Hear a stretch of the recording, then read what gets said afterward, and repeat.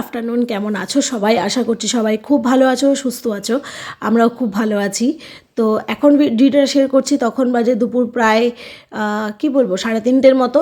তো লাস্ট ভিডিওতে তো তোমরা দেখেছিলে যে আমরা ঠাকুর দেখতে গেছিলাম আর দুপুরে বাইরে খাওয়া দাওয়া করার কথা ছিল, কিন্তু সময় হয়ে উঠবে না বলে আমরা বাড়ি এসে হাজব্যান্ড চলে গেছে রান্নাঘরে, আমি এদিকে মেয়েকে রেডি করে নিজে রেডি হয়ে গেছি। আসলে তখন যেভাবে ঠাকুর দেখতে গেছিলাম সেভাবে তো আর যাওয়া যায় না, সেই জন্য শাড়িটাকে একটু প্লেট করে জুয়েলারিগুলো চেঞ্জ করে চুলটা বেঁধে নিয়েছি। এখানে এসে হাজব্যান্ড তাড়াতাড়ি করে প্রেশার কুকারে আলু সেদ্ধ টমেটো সেদ্ধ দিয়েছিল, কিছু স্যালাড কেটেছিল আর হাঁসের ডিম ছিল ফ্রিজে, সেটারই পোচ করেছে।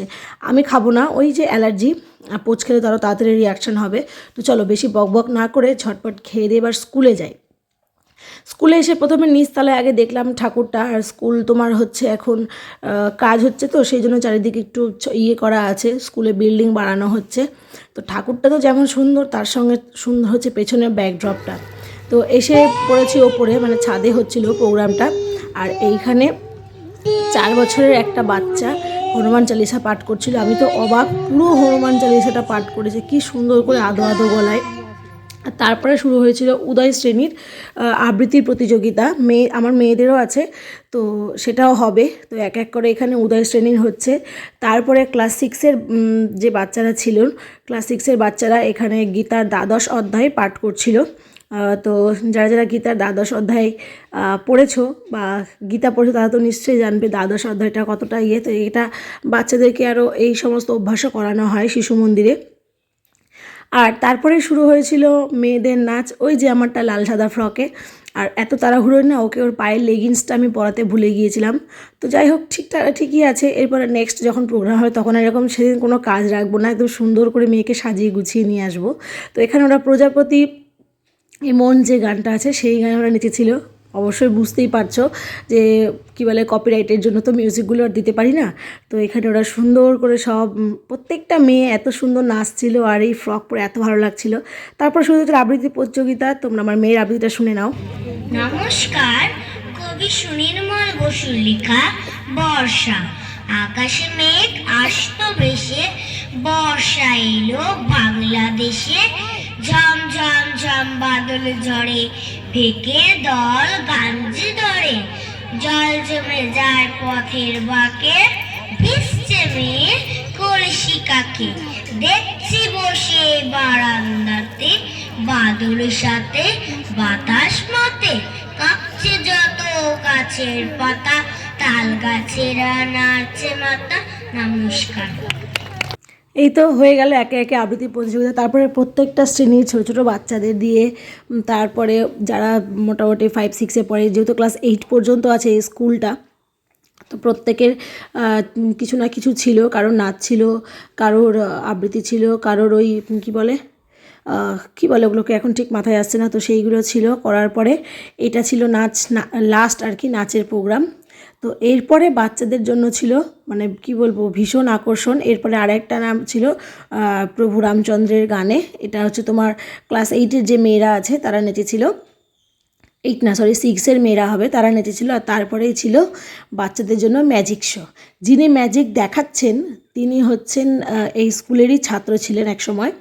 তো তখন তো ক্লাস 4 পর্যন্ত ছিল। তো উনি স্কুলের সঙ্গে, এই স্কুলে না বহু ছাত্রছাত্রীদের দেখেছি তোমার স্কুল পাশ করে যাওয়ার পরেও স্কুলের সাথে এত ভালো কানেকশন, দাদাভাই দিদিভাইদের সাথে ভীষণ সুন্দরভাবে স্কুলের প্রত্যেকটা অনুষ্ঠানে সে ইনভলভ করে। শুধু এই দাদাভাই না, অনেক ওরকম দেখেছি আমি।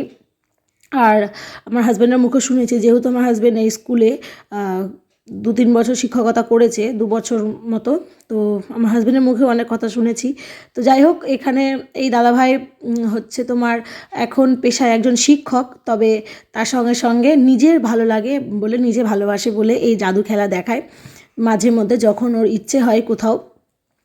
তো এখানে স্কুলের একটা বিশেষ দিনে স্কুলের বাচ্চাদেরকে আনন্দ দেওয়ার জন্য এই হচ্ছে কী বলে জাদু খেলা দেখাচ্ছিল। এবার বাচ্চারা কি দেখবে, বাচ্চাদের সঙ্গে সঙ্গে আমরা বড়রাও মানে কি বলবো পাগলের মতো করছিলাম একটু কাছ থেকে দেখার জন্য। কারণ এই যে জাদু খেলাগুলো না, এইগুলো না আস্তে আস্তে প্রায় হারিয়েই যাচ্ছে বলতে পারো। বিশাল বড় বড় ম্যাজিক শো হয় কিন্তু মানে খুব রেয়ার আমাদের এই দিকটাতে এখন জাদু খেলা হয়। আগে আমাদের এই তারাকালী মোড়ে যখন তারাকালী মেলাটা হতো তখন এরকম জাদু খেলা হতো। তো যাই হোক, এখন আর পাই না এগুলো। তো সব শেষে এখানে জাদু খেলায় উনি ভারত মাতাকে সম্মান জানিয়ে আমাদের জাতীয় পতাকাকে সম্মান জানিয়ে শেষে বাচ্চাদের জন্য নিয়ে এসেছিল 3 রকম সাইজের পতাকা।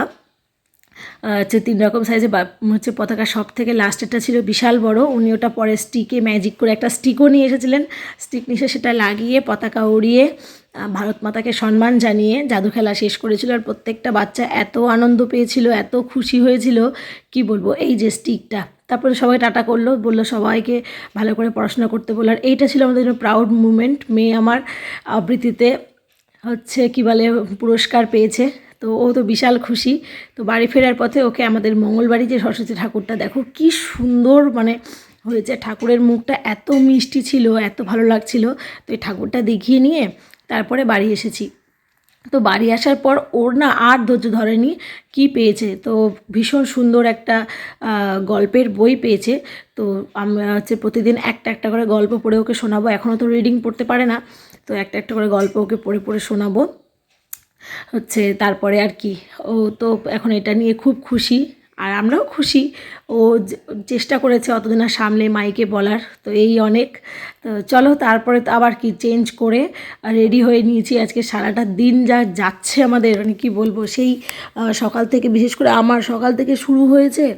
তখন ব্রেকফাস্ট করে তাড়াহুড়ো করে রেডি হয়ে ঘুরতে বেরিয়েছি, এসে আবার মেয়েকে রেডি করে নিজে রেডি হয়ে খাওয়া দাওয়া করে, অবশ্যই আমার হাজব্যান্ড আমাকে প্রচুর হেল্প করেছে। রেডি হয়েছি, এখন আবার যাচ্ছি, যেহেতু মেয়েকে প্রমিস করেছিলাম। আর মাঝে মধ্যে একটু বাইরে খেলে তো ভালোই লাগে, তাই না? আর হাত পুড়িয়ে সবসময় তো রান্না করে খাই। আর লাস্ট আমরা আমাদের অ্যানিভার্সারিতে এসেছিলাম বাইরে খাওয়া দাওয়া করতে, ওটা ছিল 4th ডিসেম্বর। তো তারপরে হচ্ছে আজকে আবার এসেছি। তো সেই লাস্ট যেবার এসেছিলাম বিহারি ভাইয়াতে, তো এবার বিহারি ভাইয়াতেই এসেছি। আর আমরা 3 জনে ভীষণ টায়ার্ড, মানে আমরা হচ্ছে কোনো রকমের খাবার পেয়ে, মানে একটু খাবার খেয়ে ঘুমিয়ে যেতে পারলে বাঁচি। তো এই হচ্ছে ব্যাপার।